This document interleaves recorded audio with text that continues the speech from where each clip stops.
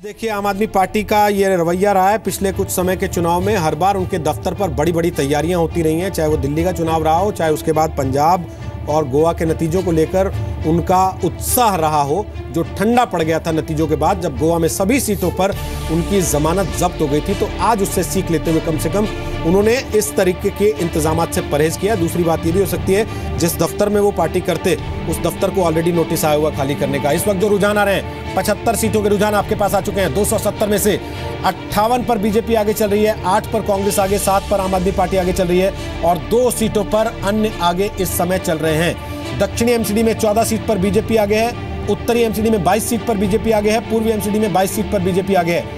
उत्तरी एमसीडी में 1 सीट पर कांग्रेस आगे है, दक्षिणी एमसीडी में 1 सीट पर कांग्रेस आगे है, पूर्वी एमसीडी में 6 सीट पर कांग्रेस इस समय आगे चल रही है। आम आदमी पार्टी उत्तरी एमसीडी में 1 सीट पर खाता खुल रहा है, दक्षिणी एमसीडी में 4 सीट पर आगे चल रही है, पूर्वी एमसीडी में 2 सीटों पर आगे चल रही है और 2 सीटों पर अन्य इस समय आगे चल रहे हैं। 75 रुझान कुल मिलाकर जो हमारे पास इस समय आ चुके हैं। दिल्ली बीजेपी दफ्तर में पवन नारा इस वक्त मौजूद हैं। पवन नारा, लड्डू वड्डू आ रहे हैं कि नहीं? जी बिल्कुल, आपको बता दें, बीजेपी को जीत का आश्वस्त तो बीजेपी है, लेकिन सुकमा के हमलों की वजह से बीजेपी की तरफ से कहा गया है कि वो इस जश्न को मेलो डाउन रखेंगे, ज़्यादा हाई डेसिबल पर यह जश्न नहीं मनाया जाएगा। तो इस तरह की लड्डू की शुरुआत नहीं है। दूसरा, आपको बता दें कि बिहार जब चुनाव हुए थे और इस तरह के रुझान आने शुरू हुए थे, तो बिहार चुनाव में लड्डू आ गए थे, बाद में वो खाते नहीं बने थे उनके, क्योंकि रुझान बदल गए थे। तो शायद अब की बार बीजेपी इतनी जल्दबाजी नहीं करेगी कि रुझानों पे ही लड्डू बंटवाना शुरू कर दें। कुछ कहना चाहेंगे? नहीं, मैं आपको बताऊं, वो ठीक करें। पहली बात उन्होंने ठीक कहा है कि निश्चित रूप से कल जो दुखद घटना हुई उसको लेके हम लोग थोड़ा सा है, अब ये निर्णय लिया है कि उसको बहुत ज़्यादा वो नहीं करेंगे, पटाखे वटाखे नहीं फोड़ेंगे, ठीक है। लेकिन मैं दूसरी आपको बताऊं, आप एक रिपोर्टर आप जंतर मंतर पे लगाइए, क्योंकि हमें आशंका है कि जिस तरीके का ये आ रहा है, जनता ने उनको नकारा है। अब वो विधानसभा और पार्टी कार्यालय के बजाय जंतर मंतर पे लोग पाए जा सकते हैं। एक रिपोर्टर आप जंतर मंतर पे लगा के रखिए, देखिए वहाँ क्या हो रहा है। चलिए, वहाँ भी पहुँचते हैं हम थोड़ी देर के बाद। लेकिन इस वक्त 80 से ज़्यादा रुझान आपके सामने टेलीविजन स्क्रीन पर। 85 सीटों के रुझान आ चुके हैं और इन 85 में 65 पर बीजेपी आगे चल रही है। आम आदमी पार्टी कुल मिलाकर 7 सीटों पर आगे है, कांग्रेस 14 सीटों पर आगे है और अन्य 2 सीटों पर इस समय आगे चल रहे हैं। ये तस्वीर एमसीडी के नतीजों के दौरान रुझान जो अभी आ रहे हैं उसके हिसाब से बन रही है। 88 रुझान हमारे पास हैं। कुल मिलाकर जो सीटें हैं 270 हैं, उसमें 65 पर बीजेपी आगे, 14 पर इस समय कांग्रेस आगे चल रही है, 7 पर आम आदमी पार्टी आगे चल रही है और 2 पर अन्य आगे चल रहे हैं। नॉर्थ एमसीडी में 25 पर बीजेपी आगे है, दक्षिणी एमसीडी में 14 पर बीजेपी आगे है, पूर्वी एमसीडी में 26 पर बीजेपी इस समय आगे चल रही है। रुझान बड़ी तेजी से बदल रहे हैं। 93 रुझान आपके पास आ चुके हैं। 70 सीटों पर बीजेपी आगे, 14 पर कांग्रेस आगे, 7 पर आम आदमी पार्टी आगे और 2 पर अन्य इस समय आगे चल रहे हैं। 96 रुझान हो चुके हैं। 73 सीटों पर बीजेपी आगे है, 14 पर कांग्रेस, 7 पर आम आदमी पार्टी और 2 सीटों पर अन्य आगे चल रहे हैं। 100 का आंकड़ा छूने वाला है रुझानों में। देखने की बात है कि बीजेपी उसमें कितने पर आगे की दिखाई देती है, बढ़त दिखाई देती है उसकी।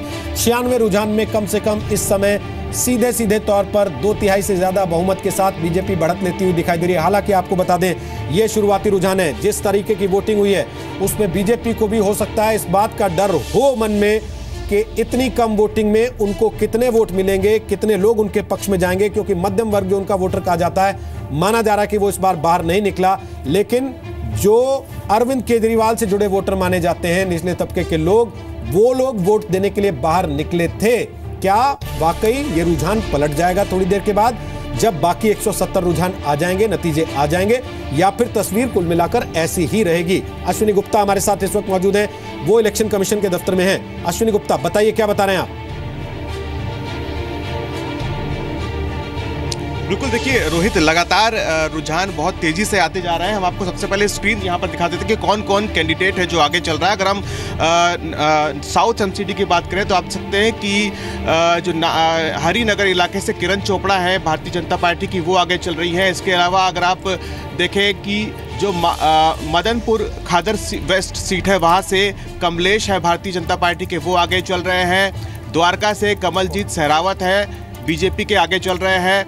इसके साथ अगर आप देखें सुभाष नगर से तो सुरेंद्र कुमार कांग्रेस के हैं, वो आगे चल रहे हैं। बीजेपी के मनीष अग्रवाल वसंत विहार से आगे चल रहे हैं। इसके अलावा बीएसपी की भी सीट एक जगह पर रुझान जो है वो आगे चल रही है। बीएसपी के ज्योति शर्मा है वो बपरौला सीट से आगे चल रहे हैं। इसके अलावा बीजेपी के कमलजीत शेरावत है जो कि द्वारका सीट से आगे चल रहे हैं। कांग्रेस की अशोक पांडे हैं जो कि विकास नगर से आगे चल रहे हैं। अगर हम नॉर्थ एमसीडी की बात करें तो यहाँ पर पूरी तरह से बीजेपी जो है ज़्यादातर सीटों पे आगे चल रही है। इसके अलावा आम आदमी पार्टी की प्रमिला गुप्ता है जो कि तिमारपुर से आगे चल रही है। बीजेपी की पूजा मदान है मुखर्जी नगर से, वो आगे चल रहे हैं। बीजेपी के नीरज कुमार सरस्वती विहार से आगे है। बीजेपी के ही राजपाल सिंह जीटीबी नगर से, विनीत वोहरा पश्चिम विहार से, वंदना जेटली रानीबाग से और ऋतु गोयल रोहिणी से आगे चल रहे हैं। और अगर आप ईस्ट एमसीडी की बात करें तो ईस्ट एमसीडी में भी लगातार अब रुझान आने हैं और वोट्स जो काउंट हैं वो भी यहाँ पर आप देख सकते हैं।